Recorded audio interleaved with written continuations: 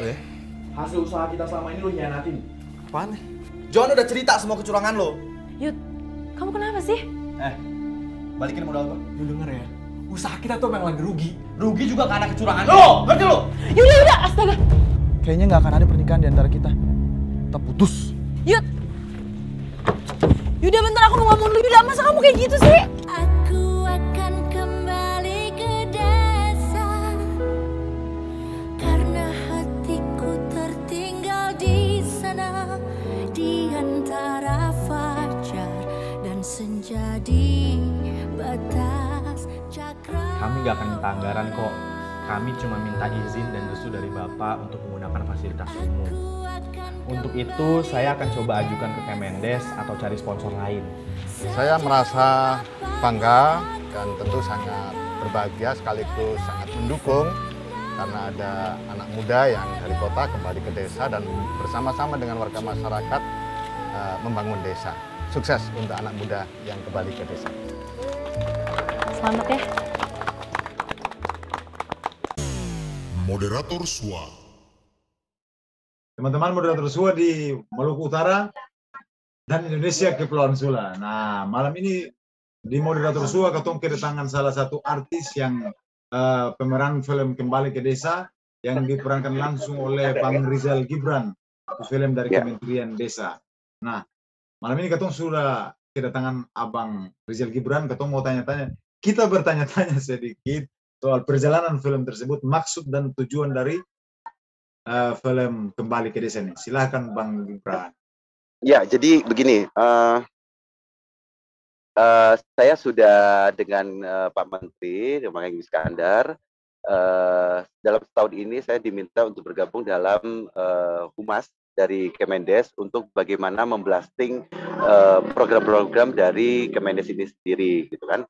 Nah, artinya kita harus sepakat bahwasanya kita sudah masuk ke dalam zaman milenial, di mana informasi itu sudah berkembangnya di dunia digital ini, di mana Indonesia merupakan negara tertinggi ya di Asia Tenggara. Itu Indonesia adalah negara pertama tertinggi pengguna internet di skala range usia 14 sampai 24 tahun, gitu ya, di zaman generasi Z ini ya, Gen Z ini atau generasi milenial ini. Nah, artinya dalam bentuk kita nge-branding sebuah kegiatan-kegiatan itu, kita harus mengikuti di zaman milenial sekarang ini. Nah, dalam setahun kita sudah banyak membedah bagaimana agar program-program Kemendes ini masuk di zaman generasi sekarang ini. Artinya informasi-informasi itu harus kena di range umur, karena gini, Indonesia itu selain skala tertinggi itu di umur 14 sampai 24 tahun.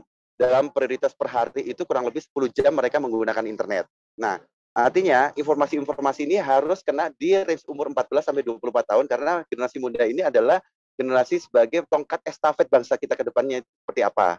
Nah, untuk itu makanya kemarin-kemarin kita banyak bedah, alhamdulillah sekarang Pak Menteri sudah main TikTok, sudah konten-kontennya sudah mengikuti generasi-generasi anak muda karena generasi yang muda ini adalah tongkat estafet bangsa kita ke depannya seperti apa.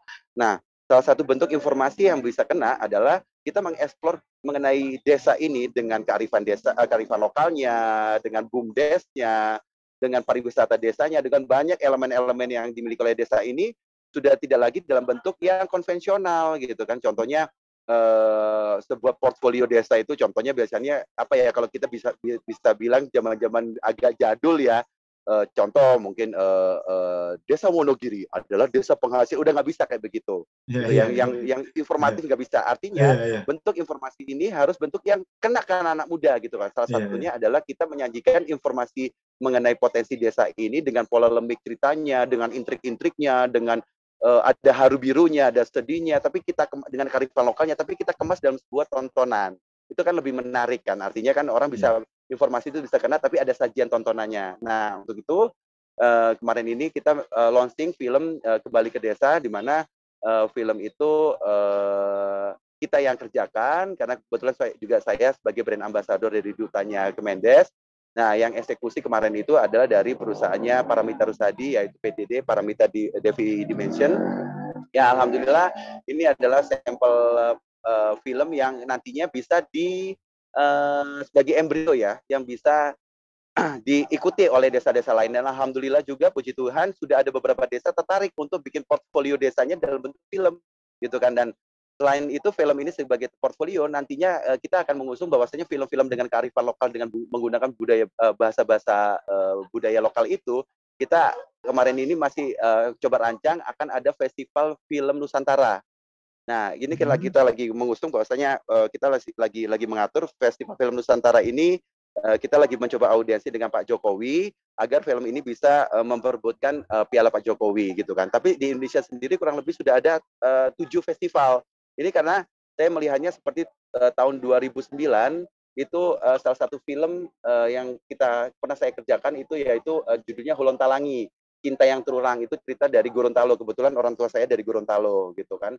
Jadi itu menang di Festival Film Bandung. Nah, artinya film-film budaya ini kan harus diangkat kan, dan juga biar orang pengen tahu seperti di desa di daerah Ambon, di desa Ternate. Saya dulu hampir banyak desa-desa yang udah saya kunjungi karena dulu saya sempat jadi duta KAD, komunitas adat terpencil, sampai ke Halmahera artinya ini Indonesia ini Masya Allah gokil lah kalau bahasa anak sekarang itu, kayak keren-keren, banyak cerita-cerita yang seru untuk diangkat gitu. Jadi gambarannya kurang lebih seperti itu. Jadi kita mengangkat potensi-potensi desa dengan informasinya itu dalam bentuk film. Itu lebih menarik gitu. Gambarannya seperti itu. Baru ya. Dan juga film ini nantinya juga kita akan usahakan agar bisa paling tidak, kalau tidak Piala Jokowi, paling tidak bisa Piala Menteri gitu. Ini artinya kalau kita yang di Maluku ini juga bisa buat film kayak gitu? Bisa banget, sangat bisa. Harus dong. Artinya potensi desa ini harus informasinya bukan lagi dengan bentuk yang agak jadul ya. Desa ini adalah penghasil ini itu informasi kayak gitu ya boleh sih, tapi sekarang lebih keren informasi itu dalam bentuk kita create film pendek. Kemarin ini film pendek kita itu yang dinamakan film pendek itu durasi 15 sampai 30 menit. Kemarin kita bikin film durasi 24 menit. Dari yang film Kembali ke Desa itu 24. Baik. Ya, 24.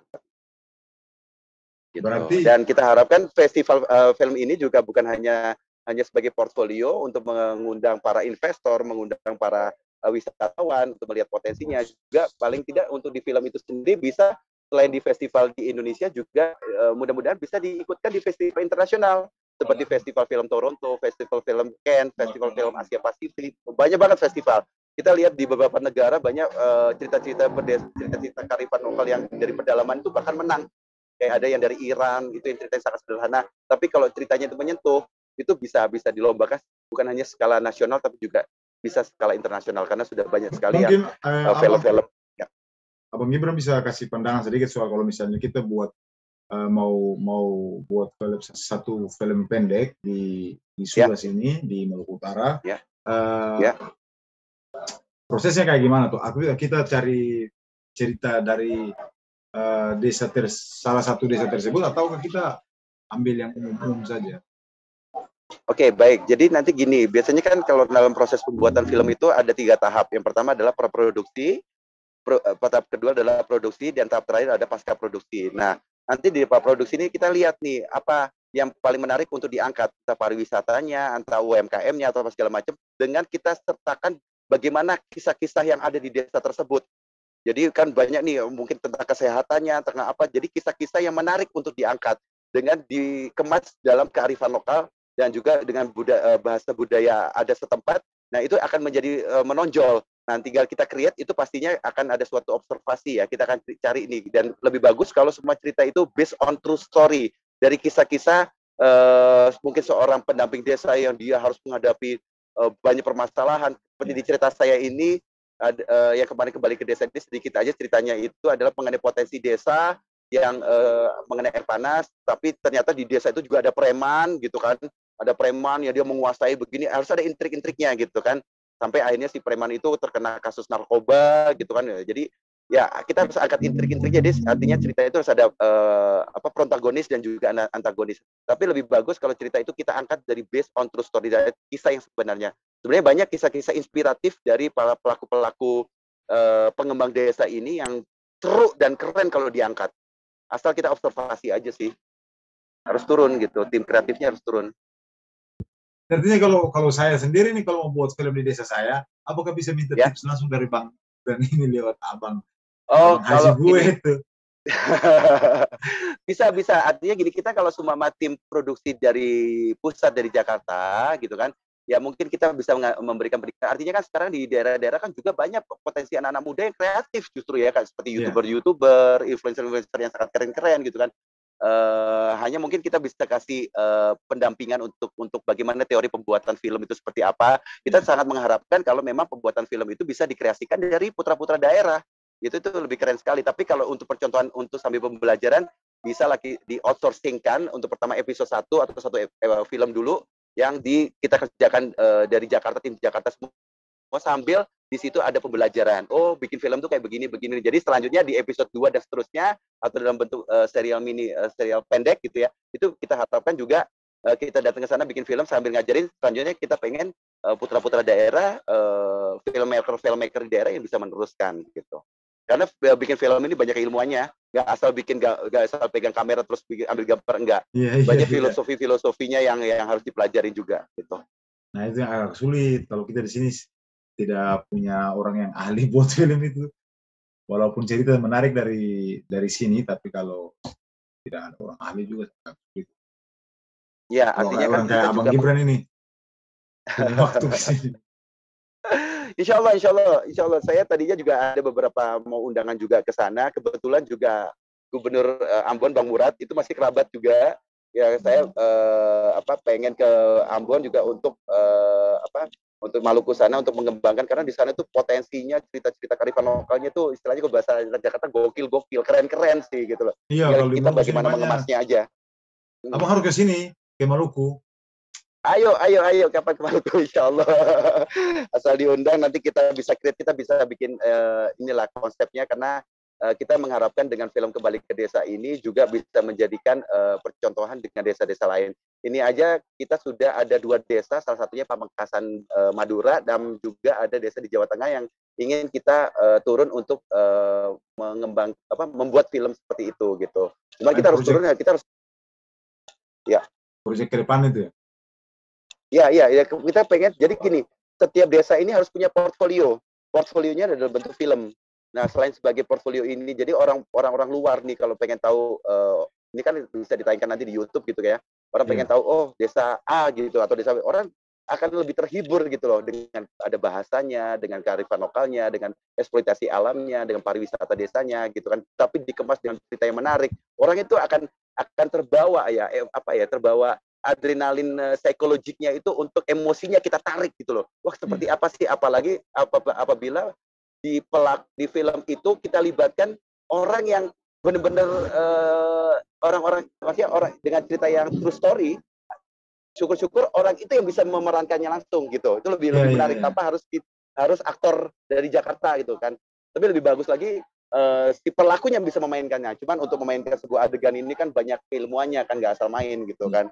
Ada teori-teori keaktoran, nah istilahnya seperti itu. Kita sangat bernutrisi, dapat ilmu banyak dari Bang bernutrisi dalam sama-sama. Saya juga sama-sama belajar di sini. Ya kebetulan, ya alhamdulillah, puji Tuhan saya di film ini udah 28 tahun. Saya aktivis teman, alhamdulillah tahun 2010 saya lulusan Hollywood Film Institute. Saya jadi pernah belajar sekolah di Amerika untuk belajar film. Terus S2 saya juga pengembangan mengenai perfilman. Jadi memang saya aktivis perfilman. Jadi saya tahu bagaimana sih membuat film yang baik itu seperti apa. Berarti Abang suruh dia belum bersukan subscribe YouTube kita dulu nih Bang. Boleh. Nanti bisa diatur lah dengan Mas Kandar di sini, dengan rekan-rekan di sini. Baik. Bang, ada tips-tips baru untuk kita nggak di Maluku Utara sini, coba Bang kasih.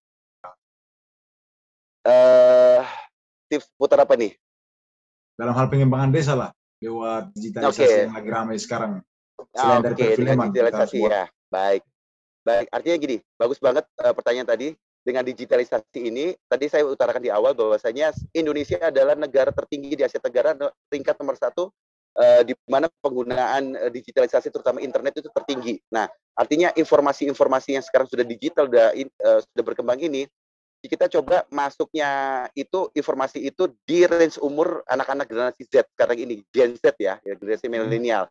Nah, bagaimana itu mungkin sekarang di YouTube juga sudah banyak referensi-referensi untuk membuat film-film gitu ya, bukan hanya film tapi untuk mengembangkan desa itu sekarang udah banyak juga bisa kita referensikan. Kalau contohnya kita kalau seperti tayangan-tayangan yang sudah ada seperti National Geographic, Discovery Channel itu kan bisa jadi referensi kita untuk bagaimana kita mengeksplor tempat kita itu apapun bahasanya tapi dengan tampilan-tampilan yang sudah ada seperti National Geographic gitu kan, Discovery Channel itu bisa jadi referensi lah, bisa jadi pustaka untuk kita.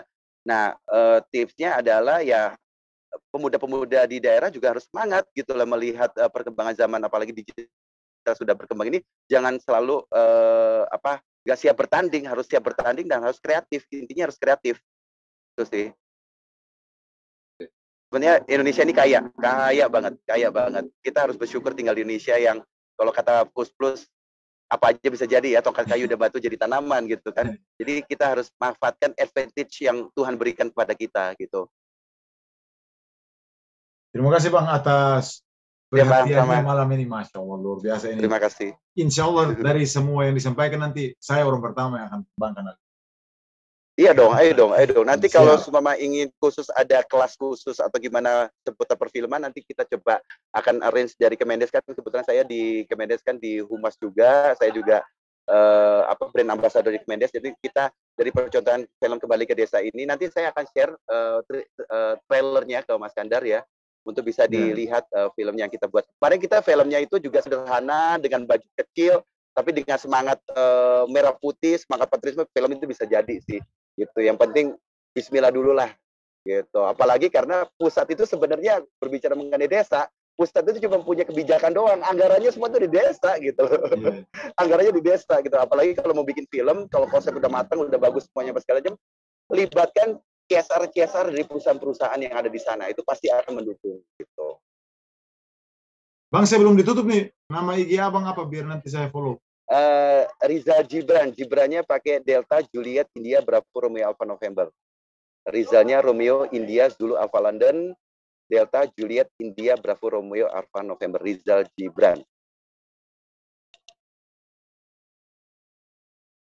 Oke, baik. Dan saya follow ya. Terima kasih saya cek lagi. Ya, terima kasih Mas. Oke, terima kasih, saya kembalikan ke Skandar ya. Moderator SWA